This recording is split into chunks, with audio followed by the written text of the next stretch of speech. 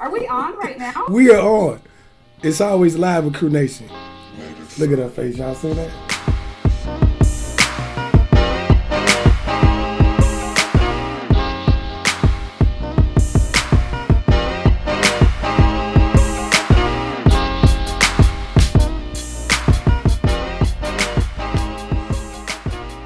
Everybody's ready for a new show on BET, ZOE EVER AFTER. How do you feel about tonight?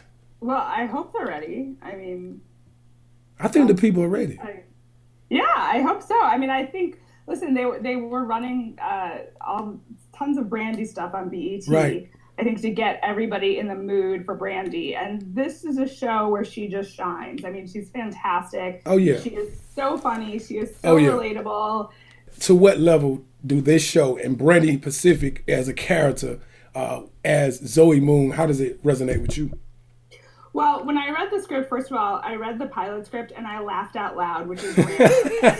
As TV writers, we read a lot of scripts, right, to prepare for, meetings, mm-hmm.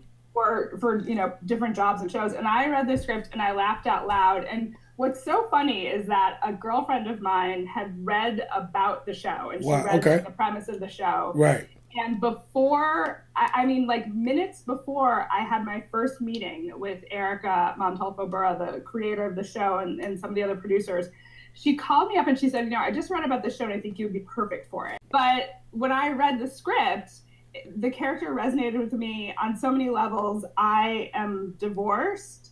I am a mom of a boy. I'm dating. So you dating and you single? Well, hopefully I'm dating and single. If I were married and dating, that wouldn't be right. That being said, I do love television. And I'm teaching 2 television writing classes at USC, which is my alma mater. So I have great affection for USC. Where's Brandy now? Where's that character, Zoe Moon, allowing her to go? So her wardrobe is flawless.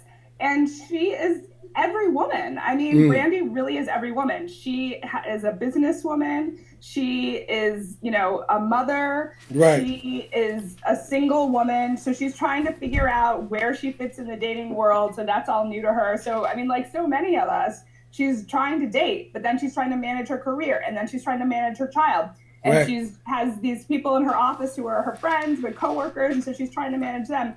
And then she's dealing with her ex-husband. And so it's like, there's some baby daddy drama. There's all the men. And then she's also got this really hot guy who is working in her office and kind of doing remodeling. There's something for everyone. I mean, as I said, it's romantic comedy. It's workplace comedy. It's character driven. It's really funny. And I'm not just saying this because I've worked on other shows that I didn't like that much. We're not going to talk about those shows. No, but you can catch that on the Raw and Uncut Crewnation with Sonja Warfeild. but this is really, I can, attest to this show that right is on. funny and it'll get you laughing and talking. But yeah, my episode is really funny and it's taken from the headlines of my real life. You know how SVU is always ripped from the headlines, Law and Order. This is ripped from the headlines of my life. Sonja Warfeild. So I was set up on a blind date with this guy, and I asked a girlfriend to come meet me at the restaurant in case he ended up being like a loser or brain injured. True story. So it was you and your girlfriend, one of your homegirls? Well, somebody else set me up. It was a setup in New York City. Okay.